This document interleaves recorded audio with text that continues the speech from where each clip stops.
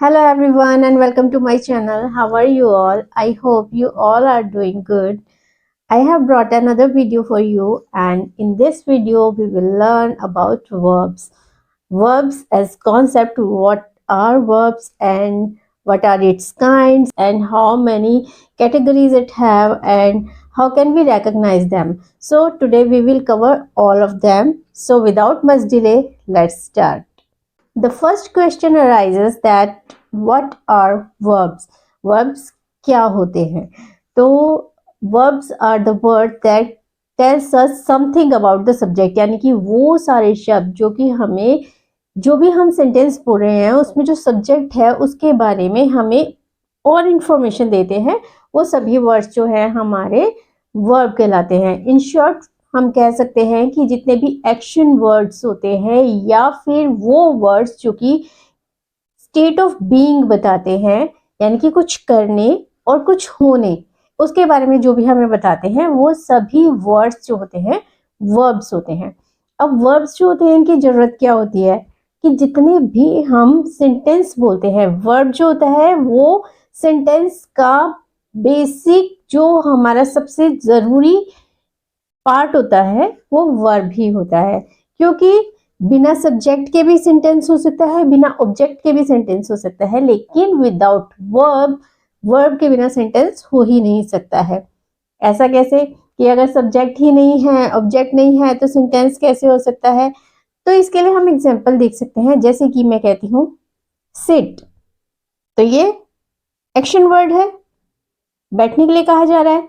ये पूरा का पूरा अपने आप में एक कंप्लीट सेंटेंस है। इसमें हमने ना तो कोई सब्जेक्ट लिया ना ही कोई ऑब्जेक्ट, लेकिन हमारा जो वर्ड था सिट उसने अपना मैसेज पूरा कन्वे कर दिया। तो ये अपने आप में एक कंप्लीट सेंटेंस हुआ। जैसे कि come, go, run, walk, stand, stop, start, ये जो सारे वर्ड्स होते हैं सिर्फ वर्ड नहीं, ये अपने आप में एक कंप्लीट सेंटेंस है। तो इस तरीके से हम कह सकते हैं कि जितने भी ये वर्ब्स होते हैं ये सेंटेंस का इंटीग्रल पार्ट है, यानी कि इतना जरूरी हिस्सा है कि इसके बिना सेंटेंस हो ही नहीं सकता।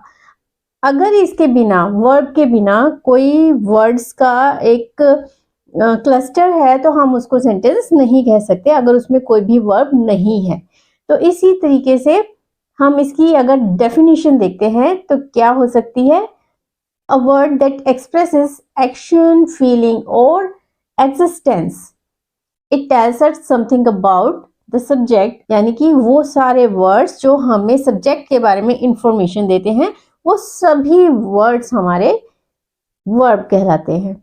जैसे कि एग्जाम्पल है इसका, मोहिनी राइट्स। अब मोहिनी लिखती है, तो लिखती है, लिखने के लिए कुछ एक्शन किया जाता है, तो इसलिए ये एक्शन वर्ब हो गया। उसके अलावा दे फील सैड, उन्हें बुरा महसूस हुआ, तो जो यहाँ पर फील वर्ड आया वो फीलिंग एक्सप्रेस कर रहा है, तो इससे हमें पता चलता है कि ये भी वर्ब है। उसी तरीके से Ashoka was a great king. अब अशोका जो था वो एक ग्रेट किंग था। यहाँ पर कोई ऐसा एक्शन नहीं हुआ जिसमें मेहनत की गई हो, लेकिन ये स्टेट ऑफ बीइंग यानी कि एग्जिस्टेंस को दिखाता है। तो इस तरीके से जो वर्ड्स होते हैं हमें सब्जेक्ट के बारे में इंफॉर्मेशन देते हैं और उसके अलावा हमें स्टेट ऑफ बीइंग के बारे में बताते हैं या फिर क्या एक्शन लिया गया उसके बारे में बताते हैं। उन सभी वर्ड्स को हम वर्ब कहेंगे। अब आ जाते हैं वर्ब के कितने काइंड्स होते हैं। जब हम वर्ब्स का क्लासिफिकेशन करते हैं तो बेसिकली हम उसको दो हिस्सों में बांटते हैं। नंबर 1 होता है मेन वर्ब और सेकंड होता है इसका हेल्पिंग वर्ब। तो मेन वर्ब्स जो होते हैं उनको मेन वर्ब्स क्यों कहते हैं? मेन वर्ब्स को मेन वर्ब्स इसलिए कहते हैं क्योंकि वो हमें एक्शन होता हुआ बताते हैं, यानी कि किसी चीज को करना, वो सारी चीजें जो बताते हैं वो सारे के सारे वर्ड्स हमारे मेन वर्ब में आएंगे।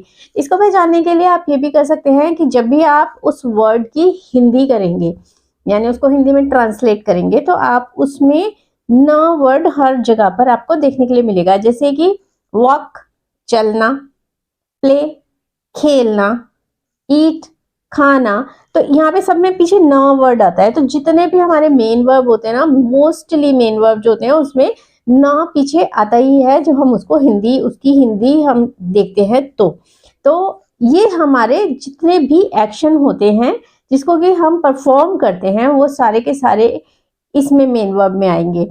तो जब हम इसको फर्दर डिवाइड करते हैं तो हम इसको दो हिस्सों में बांट सकते हैं।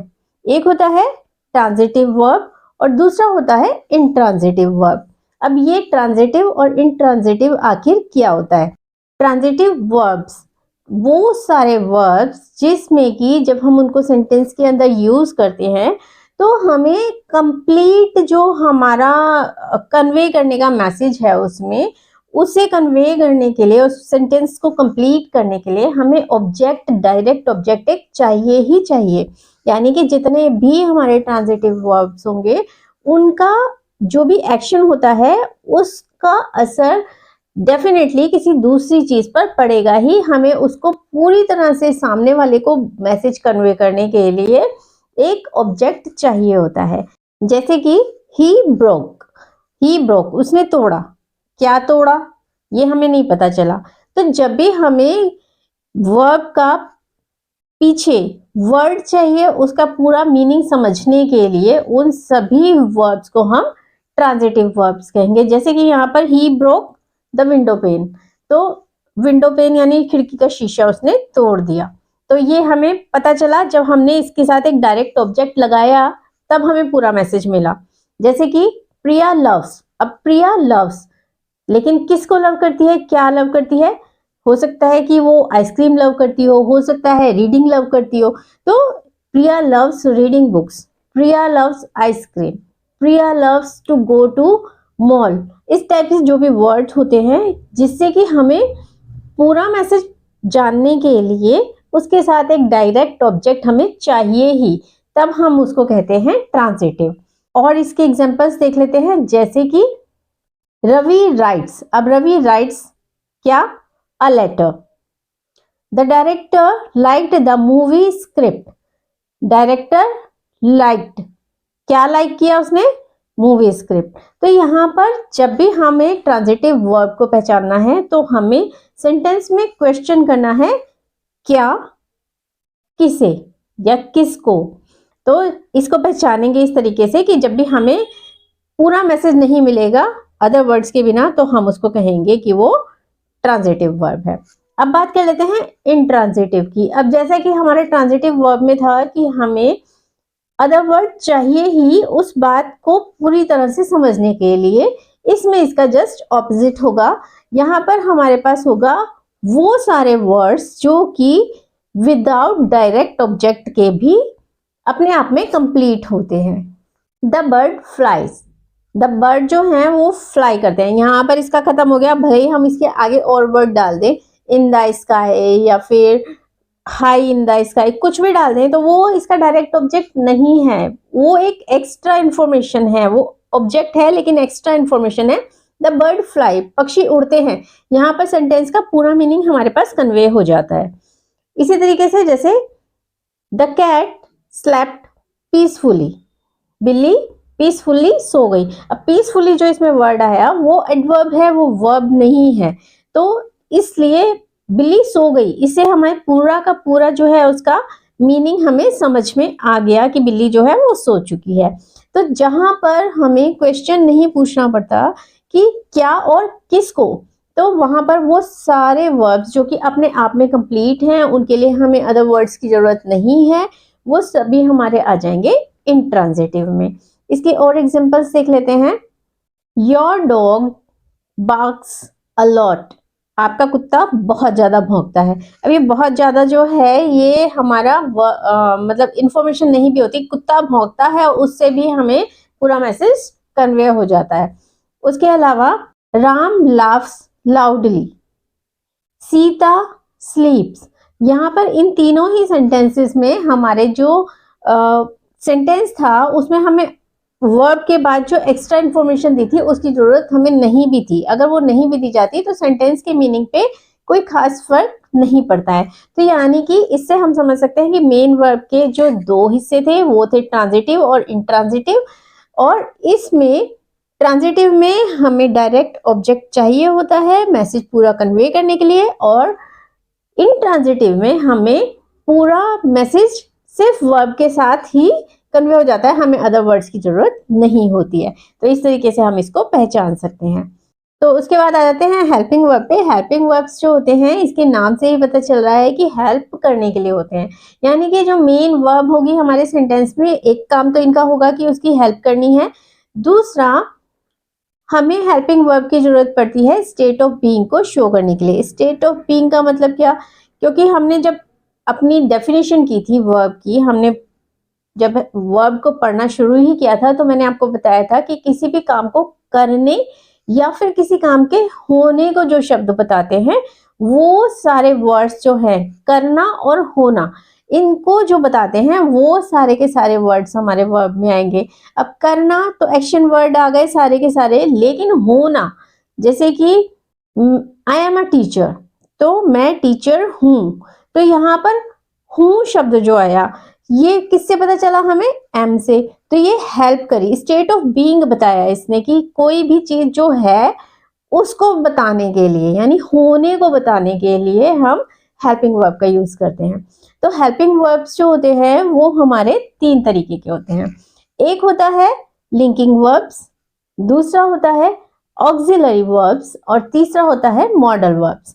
तो इनके बारे में समझ लेते हैं कि ये तीनों क्या होते हैं। लिंकिंग वर्ब यानी कि वो सारे वर्ब्स जो कि सब्जेक्ट के साथ सब्जेक्ट कॉम्प्लीमेंट को लिंक करने का काम करेंगे, यानी कि उनको आपस में जोड़ने का काम करेंगे। इसमें क्या होगा कि सब्जेक्ट कॉम्प्लीमेंट क्या होता है, सब्जेक्ट कॉम्प्लीमेंट होता है कि वो वर्ड्स जो कि सब्जेक्ट के बारे में हमें मोर इन्फॉर्मेशन दे रहे होते हैं।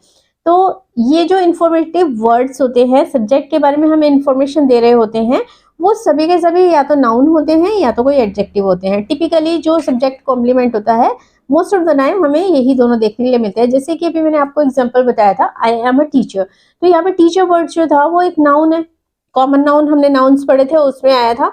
तो इस अगर आपने वो वीडियो नहीं देखी है तो वो भी देखिएगा क्योंकि बहुत इंफॉर्मेटिव वीडियो है। तो जो ये वर्ड्स होते हैं, जैसे इसमें आई एम अ टीचर, तो यहाँ पर जो टीचर वर्ड आया है ये मेरा सब्जेक्ट कॉम्प्लीमेंट है। सब्जेक्ट कौन था इस सेंटेंस में, आई यानी कि मैं, एम हूं, और कॉम्प्लीमेंट था टीचर। तो इससे हमें पता चलता है स्टेट ऑफ बीइंग का। अब स्टेट ऑफ बीइंग में हम एक और एग्जांपल देख लेते हैं, जैसे कि द फ्लावर इज ब्यूटीफुल। अब फ्लावर सब्जेक्ट है, इज इसका लिंकिंग वर्ब हो गया और ब्यूटीफुल उसका कॉम्प्लीमेंट हो गया। यहाँ पर ये एक एडजेक्टिव है, यानी कि ब्यूटीफुल वर्ड जो होता है वो हमारा एडजेक्टिव होता है। एडजेक्टिव की वीडियो भी मैं पहले डाल चुकी हूँ, अगर आपने वो भी नहीं देखी है तो आप उसे भी देख सकते हैं, वो भी बहुत ही इंफॉर्मेटिव वीडियो है। तो इस तरीके से हम जब सब्जेक्ट के साथ उसकी इंफॉर्मेशन को लिंक करने के लिए किसी वर्ब का यूज करते हैं, उन सभी को हम लिंकिंग वर्ब कहते हैं। इसके अंदर बहुत सारे वर्ड्स आ सकते हैं जिनकी कि मैं यहाँ पर आपको लिस्ट अपनी स्क्रीन पर शो कर रही हूँ। आप इनको स्क्रीनशॉट ले लीजिए ताकि आपको बाद में इसको समझने के लिए और याद करने के लिए हेल्प हो सके। लिंकिंग वर्ब्स जो होते हैं इसमें कोई भी एक्शन फिजिकल तौर पे नहीं हो रहा होता। मोस्ट ऑफ द वर्ड्स ऐसे होते हैं जिसको कि हम सिर्फ समझ सकते हैं। अब लिंकिंग वर्ब को पहचानने के लिए हमें क्या करना होता है, लिंकिंग वर्ब के अंदर एक तो बीइंग आएगा, बी यानी कि होना, जैसे इज, एम, आर, ये वर्ड्स जो होते हैं हमारे बी की ही फॉर्म इनको माना जाता है, तो वो तो आएंगे। उसके अलावा सीम, सीम यानी कि कोई कैसा दिख रहा है, उसको वैसा दिखने के लिए कोई मतलब पर्टिकुलर एफर्ट नहीं करना पड़ा। सामने कोई चीज है और वो हमें दिख रही है तो इसमें हमें एफर्ट नहीं लेना, तो ये सीम जो है ये हमारा ये भी लिंकिंग वर्ड हो जाएगा। जैसे कि फील, जब फील कर रहा है कोई कुछ तो उसमें भी एक्स्ट्रा एफर्ट नहीं है, तो उसको भी हम स्टेट ऑफ बीइंग मानेंगे। इसमें जितने भी वर्ड्स मैंने आपके साथ शेयर किए ये सारे के सारे जिस भी सेंटेंस में होंगे आप इसको लिंकिंग वर्ब के तौर पर देख सकते हैं। नेक्स्ट वर्ब है हमारा ऑक्सिलरी वर्ब्स। ऑक्सिलरी वर्ब्स यानी कि वो सारे वर्ब्स जो असिस्ट करती हैं मेन वर्ब को, मेन वर्ब को असिस्ट करने का काम करती हैं। उसके अलावा ये हमें कन्वे करती हैं more information about the action और स्टेट ऑफ बीइंग, यानी कि जो भी चीजें सेंटेंस के अंदर कही गई हैं उसके बारे में हमें और ज्यादा अच्छी तरीके से इंफॉर्मेशन देती हैं ताकि हम पता लगा सकें कि वो चीजें कब हुई थी, यानी उनके टेंस के बारे में भी इंफॉर्मेशन हमें इससे लग सकती है पता। तो ऑक्सिलरी वर्ब्स के अंदर सारे हमारे वो वर्ड्स आते हैं जिसको कि हम हेल्प करने के लिए यूज करते हैं मेन वर्ब के साथ, जैसे कि is, am, are, was, were, will, shall और हैज, हैव, हैड, ये जो सारे वर्ड्स होते हैं ये हमारे हेल्पिंग वर्ब्स होते हैं जो कि मेन वर्ब को टेंस के अकॉर्डिंग हेल्प करते हैं। जैसे कि एग्जांपल हो सकता है she is reading a book, Anuj is studying for his exam, they had finished their work. अब यहाँ पे हमने तीनों जो सेंटेंस पढ़े इसमें हमें उनके बारे में समझ में आया कि वो कौन से टेंस में काम हो रहा है। जैसे कि शी इज रीडिंग, वो अभी पढ़ रही है, एक्शन चल रहा है, तो ये प्रेजेंट में आया। तो ये हमें इंफॉर्मेशन देते हैं जो भी एक्शन उसके अंदर हुआ होता है उसके बारे में। अब मॉडल वर्ब, इसको बहुत सारे लोग मॉडल्स भी कहते हैं, जबकि इसका नाम मॉडल्स नहीं होता है, इनको मॉडल ही कहते हैं। अब मॉडल वर्ब्स जो होती हैं वो मॉडिफाई करती हैं किसी भी वर्ब को, जो मेन वर्ब को, तो वहां पर ये उसमें हमें बताती हैं कि किसी की पॉसिबिलिटी, जो सब्जेक्ट है उसकी पॉसिबिलिटी, या फिर उसकी नेसेसिटी, या फिर उसकी एबिलिटी। तो ये तीनों चीजें हमें बताती हैं। और इसके अंदर हमारे जो वर्ड्स आते हैं जैसे can, could, may, might, shall, should, will, would, ये जो सारे वर्ड्स, मस्ट, ये सारे वर्ड्स जो होते हैं हमारे, ये सभी के सभी इस मॉडल वर्ब के अंदर आएंगे। अब ये जो मॉडल वर्ब्स होते हैं इसके एग्जांपल देख लेते हैं और उसको समझते हैं कि इससे हमें कैसे हेल्प होती है हमारी वर्ब को समझने के लिए। जैसे कि कुणाल कैन स्विम, इसमें स्विम हमारी जो है मेन वर्ब है, लेकिन कैन जो है वो उसमें पॉसिबिलिटी, इसकी एबिलिटी बता रहा है कुणाल की, कि कुणाल एबल है स्विम करने के लिए। तो कुणाल की एबिलिटी को बताने के लिए हमने क्या वर्ड यूज किया, कैन। उसी तरीके से it might rain in the evening, तो माइट, यहाँ पर माइट जो है ये पॉसिबिलिटी बता रहा है कि ऐसा लगता है कि शाम को बारिश आएगी, पक्का नहीं है लेकिन ऐसा लगता है कि शाम को बारिश आएगी, तो यहाँ पे ये पॉसिबिलिटी बता रहा है। तो इस तरीके से जो मॉडल वर्ब्स होते हैं हमारे, वो हमारे जो मेन वर्ब होता है उसको मॉडिफाई करके उसमें हमें और इंफॉर्मेशन दे देते हैं। तो वर्ब में हमने पढ़ा अभी तक कि मेन वर्ब क्या होते हैं, ट्रांजिटिव और इंट्रांजिटिव क्या होते हैं, हेल्पिंग वर्ब क्या होते हैं, इसको हम कितने हिस्सों में बांट सकते हैं। उसके अलावा भी अगर हम वर्ब को और फर्दर डिवाइड करते हैं तो हमारे पास और दो तरीके की वर्ब्स होती हैं। ये होती हैं हमारी फाइनाइट वर्ब और नॉन फाइनाइट। अब ये फाइनाइट और नॉन फाइनाइट वर्ब्स क्या होते हैं ये मैं अपने नेक्स्ट लेसन में लेकर आऊंगी। आज के लेसन में बस इतना ही। उम्मीद है कि आपको यहाँ पर वर्ब के बारे में जो भी बातें हमने डिस्कस की हैं उससे आपको वर्ब को समझने में हेल्प हुई होगी। अगर आपको ये वीडियो पसंद आया हो तो इसको लाइक कर दीजिए, चैनल को सब्सक्राइब कर लीजिएगा, बेल आइकन भी प्रेस कर दीजिएगा ताकि मेरे आने वाले वीडियोस की नोटिफिकेशन आपको मिलते रहे। उसके अलावा किसी और वीडियो में किसी और टॉपिक के बारे में बात करेंगे और अपनी नॉलेज बढ़ाएंगे। तब तक के लिए bye bye and thank you for watching.